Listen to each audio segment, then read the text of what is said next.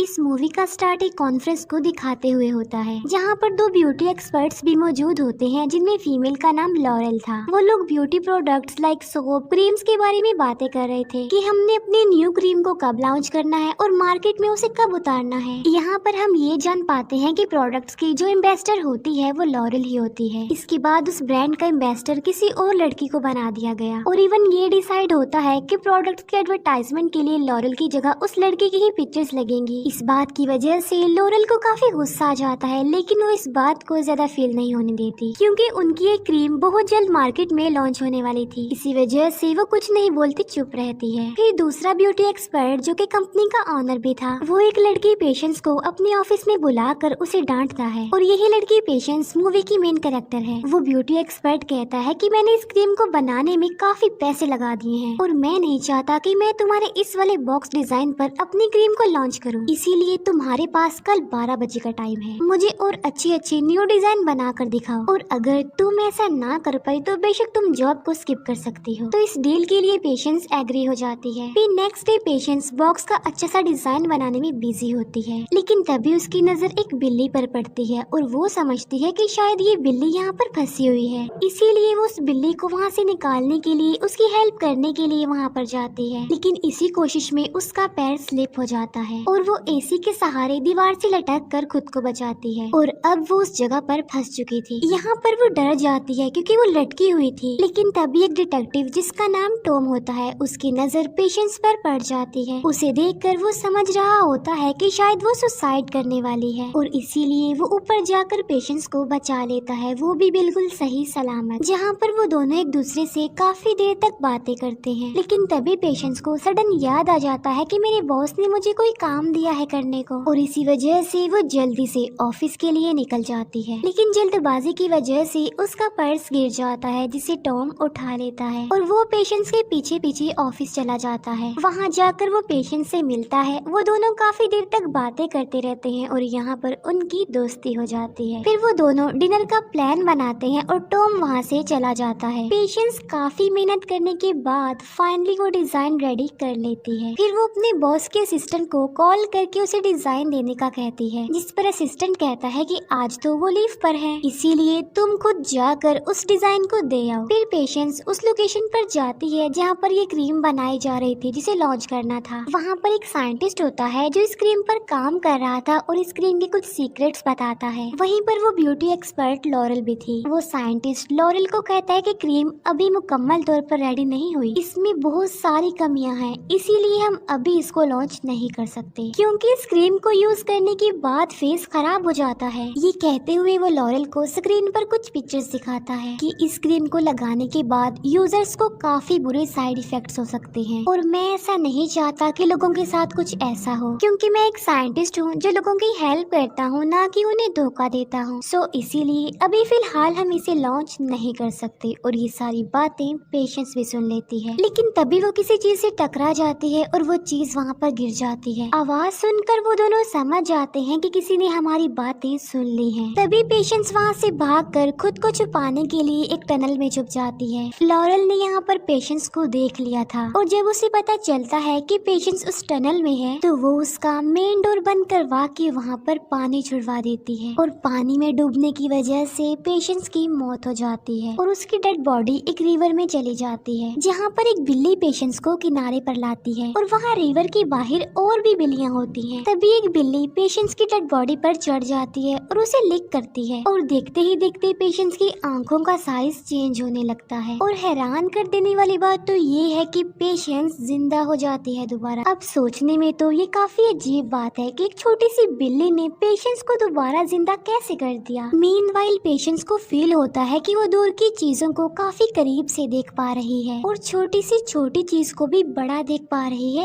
Easily. लेकिन वो इन सारी बातों को इग्नोर करके अपने घर के लिए जाने लगती है, क्योंकि 12 बजने से पहले उसने वो डिजाइन अपने बॉस को सबमिट करवाना था।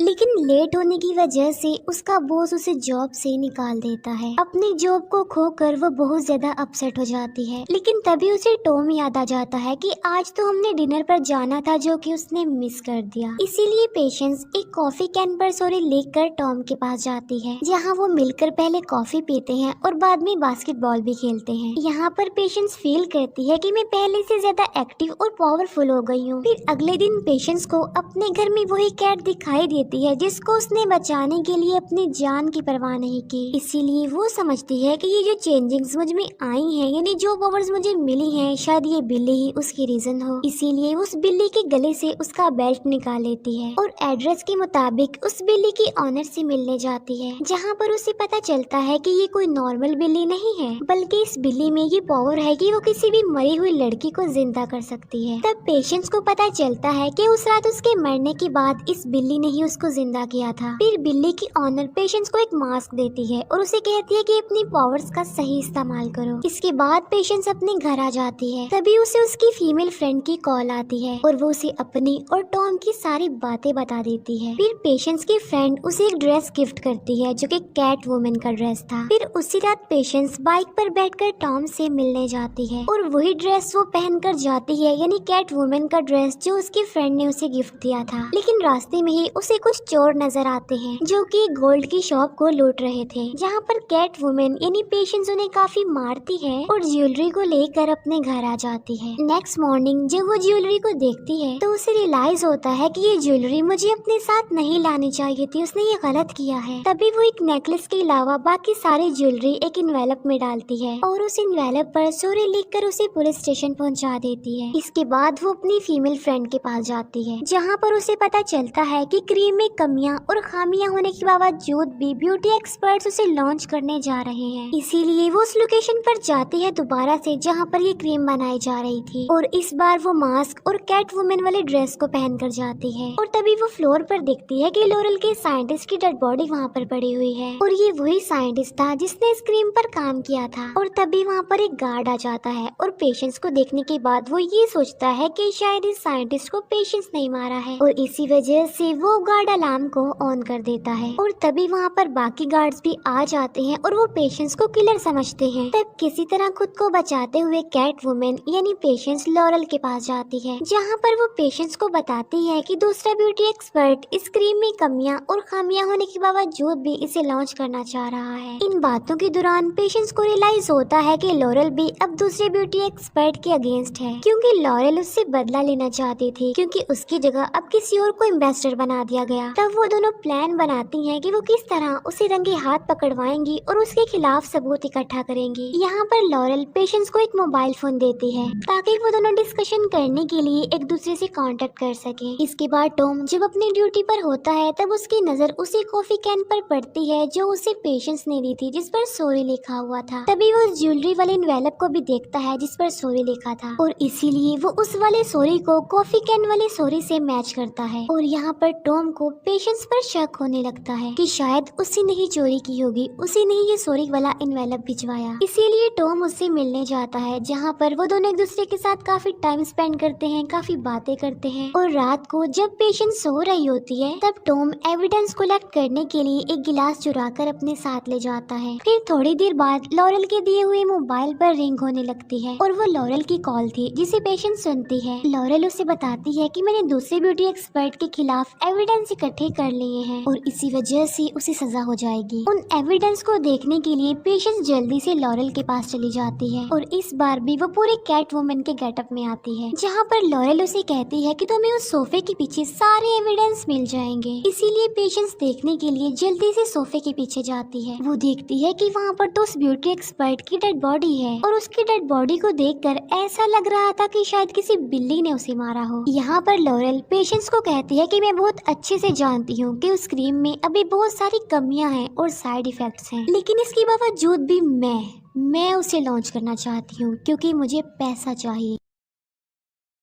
क्योंकि मुझे सिर्फ पैसे से, अपनी सक्सेस से मतलब है और किसी से नहीं। और मुझे पता था कि तुमने उस दिन हमारी बातें सुन ली थी और मैं ये भी जानती हूँ कि तुम क्रीम को लॉन्च कभी भी नहीं होने दोगी, इसीलिए मैं तुम्हें इग्नोर तो नहीं कर सकती थी, तुम्हें ऐसे तो नहीं छोड़ सकती थी। और अब तुम इस ब्यूटी एक्सपर्ट की मौत के इल्जाम में जेल जाओगी।